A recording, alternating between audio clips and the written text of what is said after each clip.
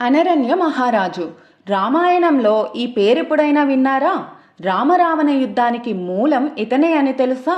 రామరావణ యుద్ధానికి మూలమేంటని అడిగితే రావణుడు సీతమ్మ తల్లిని అపహరించడమని ఠక్కున చెప్పేస్తాం. కానీ ఇక్ష్వాకు వంశంలో రామునికి 5 తరాల ముందు అయోధ్యను పాలించిన రాజు అనరణ్యుడు. అయితే అప్పటి నుండే ఉన్న రావణాసురుడు అన్ని రాజ్యాలను ఆక్రమించాలని అనుకుంటాడు. లొంగిపోమ్మని రాజులందరికీ చెబుతాడు. లొంగిపోని వారిని యుద్ధానికి రమ్మంటాడు. అప్పుడు అనరణ్య మహారాజు యుద్ధానికి సమ్మతించి చాలా కాలం పాటు రావణునితో పోరాడి ఓడిపోతాడు.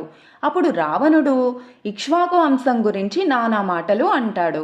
యుద్ధంలో గాయపడిన అనరణ్య మహారాజు చనిపోయే ముందు రావణునితో, నువ్వు ఏ వంశాన్నైతే తూలనాడావో ఆ ఇక్ష్వాకు వంశంలో జన్మించిన వాడే నిన్ను సంహరిస్తాడు అని శపిస్తాడు.